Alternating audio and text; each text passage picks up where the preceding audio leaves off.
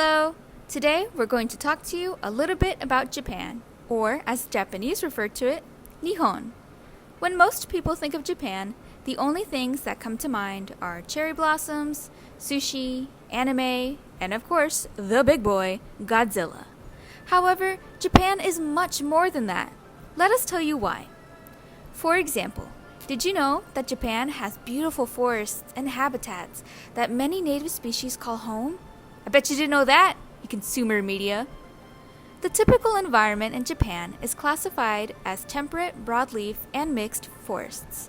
These regions consist of rolling plains and low hills and maintain populations of oaks, ash, conifers, and basswoods. Scattered throughout the country and its islands are countless rivers, mountains, and streams, and at the peak of Japan's wonders is the magnificent Mount Fuji. Alongside these natural wonders are the many endemic species which call these habitats home. Some of these are the endangered Japanese crane and Japanese eel, as well as some vulnerable species such as the Japanese night heron, the Japanese skink, and the Japanese seahorse. As for Japan's climate, the majority of the country leans more towards a humid and temperate to a hot state. A large portion of Japan also receives heavy annual rainfall and experiences winter monsoons. In the northern parts of Japan, citizens can expect to endure up to 4 months of snow every year, particularly on the Sea of Japan side. This phenomenon is caused by colder, dry air from the Siberian plains being carried southeasterly over the Sea of Japan, collecting moisture and landing on the mountains in central Japan. The southern region of Japan consists of a subtropical oceanic climate, with the rainy season occurring in June to mid-July. In this region, citizens can expect warm to mild winters. Due to Japan's geographic location, they're lucky enough to experience all 4 seasons. Not that you'd know what that looks like. Assuming you know nothing about how money and society works, much of our economic success relies on the state of our natural world. Agriculture in Japan is largely centered around beef and pork, valued at $5 billion annually. Japan also has the second largest market for U.S. corn with a value of $3 billion. We Americans do love our corn. In fact, I'm probably eating some right now. Who knows? With all that said, the Japanese agriculture sector only accounts for approximately 1.4% of the country's GDP. In regards to topography and landscape, only 20% of the land is available and suitable for farming in this country, and these regions are largely utilized for rice production. Much of the country lacks sufficient arable land, so the terracing system of soil and agriculture maintenance is utilized frequently. As for the business aspect of Japan's economy, they are largely market-based, meaning that a large portion of their economy is driven by its citizens. This country has the second most developed economy in the world and has an annual GDP of around $5 trillion. Japan has managed to become a leader in technological development in a wide range of fields of manufacturing, which includes semiconductors, consumer electronics, optical fibers, automobile manufacturing, optoelectronics, copy machines, and optical media, among others. This country is also a leader in biochemistry and fermentation processes in the food industry. As for the fishing industry in Japan, medium-sized boats fishing offshore account for more than half of the total fish production in Japan. On the other hand, deep fishing from large vessels account for the remaining portion of the total fishing in the country. Some of the seafood caught includes crabs, mackerel, tuna, sardines, pollock, salmon sauries, clams, trout, and squid, among other seafood species. Freshwater fishing in Japan includes species like trout and salmon. Fish farms and hatcheries account for about 30% of the fishing industry in the country. In Japan, there are approximately 300 fish species in the various rivers in the country, and some of the fish in these rivers include chub, catfish goby, herring, and other freshwater creatures like crayfish, crabs, lobsters, many of which I have caught in Animal Crossing. Other significant and major industries in Japan include mining and petroleum exploration, and vast deposits of rare earth metals have been discovered in the coastal areas of Japan. There are many threats currently affecting Japan. Shockingly, land use and urbanization is a concerning threat as population numbers continue to rise. Rapid urbanization and land development can lead to a habitat loss, soil erosion, and altered landscapes. Balancing economic development with environmental conservation is a complex challenge. Because of urbanization, there is an increasing rise of biodiversity loss. Habitat destruction and other human activities have led to the loss of biodiversity in certain areas. Protecting and preserving natural habitats and endangered species is an ongoing concern. As more areas become urbanized, air pollution becomes a greater risk, especially in Tokyo and other major cities. These places experience high levels of air pollution due to industrial activities, traffic congestion, and other sources. This pollution contributes to respiratory problems and other health issues. Another type of pollution the country endures is water pollution. Industrial discharges, agricultural runoff, and inadequate wastewater treatment contribute to water pollution in rivers and coastal areas. Japan produces a significant amount of waste, and while the country has robust recycling programs, there are still challenges in managing and reducing waste, particularly plastic waste.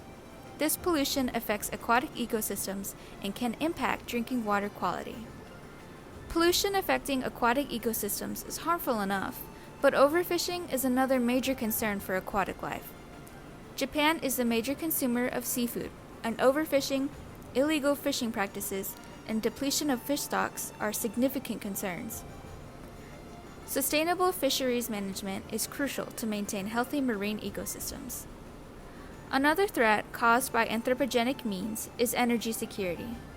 Japan has historically relied on imported fossil fuels, and the shift towards renewable energy sources is essential to reduce greenhouse gas emissions and enhance energy security. However, there are nuclear power and radiation concerns, as the Fukushima Daiichi nuclear disaster in 2011 raised concerns about the safety of nuclear power in Japan. Managing the long-term effects of radiation and ensuring the safety of nuclear facilities remain significant challenges. Aside from anthropogenic impacts, Japan is prone to earthquakes, tsunamis, typhoons, and other natural disasters. These events can cause widespread environmental damage and pose challenges for disaster preparedness and recovery. As of 2023, Japan aims to reach carbon neutrality by the year 2050. One thing Japan does very well to help mitigate damage from natural disasters is the implementation of early warning systems for disasters. These can be used for earthquakes, tsunamis, and even kaiju attacks. In fact, research shows that early warnings for dangerous weather events can reduce total damages by at least 30% overall. An example of this impressive mitigation comes from Chiba, Japan. Choshi City in Chiba Prefecture is one of the designated areas where tsunami evacuation towers and roads for evacuation are being constructed, and the government has decided to raise the subsidy for the cost from 1/2 to 1/3. It also has published a plan with a new 10-year goal of reducing the number of fatalities in the event of a massive earthquake along the Kuril and Japan trenches by 80%. Due to the frequency and intensity of these events, it has become crucial that Japan adapt to them, as well as design their cities in which ways are able to withstand increasing damages. In order to mitigate the changing climate of Japan, we propose a long-term strategy aimed at reducing the frequency and intensity of natural disasters afflicting the country and the overall changing climate. This entails shifting the country's primary energy source to one that is renewable and sustainable long-term. Rather than focusing on energy types like nuclear, which pose long-term questions of environmental waste, we believe that the focus should be centered around wind, water, and solar energy. This project is intended to be funded with a grant from the government. Wind turbines will be set up in prefectures that receive little to no snow, like Okinawa, which is considered the windiest prefecture. Solar panels will be placed among roofs of buildings, including businesses, in highly populated cities. Optimizing hydroelectric plants will be an important factor to increase efficiency, such as upgrading the technology in the plants. For constructing new plants, having a closed-loop system will also cut down on impacts to the environment. In order to incentivize businesses to switch to renewable energy, a carbon tax will be put in place, with a cap-and-trade system available. the international carbon trade-off system would be extremely beneficial to Japan's climate and air pollution problem. Big countries have already started to join the system. For example, the European Commission worked with China to carry out a 3-year project to help integrate China into the emissions trading. Japan is a large country with a massive economy. Including them in emissions trading would help many other countries, as well as Japan itself. As for short-term mitigation in regards to natural disaster, we propose a focus on climate-resilient infrastructure designed to mitigate economic damages and provide security during these intense events. Climate-resilient infrastructure can refer to various constructions, such as roads, power lines, and bridges, which are able to maintain their functionality even during natural disasters. In fact, a World Bank report finds that the climate-resilient infrastructure investments in low and middle-income countries could produce roughly $4.2 trillion in total benefits. The reasoning is simple. More resilient infrastructure assets pay for themselves as their life cycle is extended and their services are more reliable. We hope that you've learned a lot about Japan and its natural environment, the threats it faces, and what can be done about these threats. Always try to remember, change starts with you. So be the change that you want to see in Japan. So now you can sit back, watch some anime, and take comfort in the fact that you know more about Japan than all of your coworkers. Bye!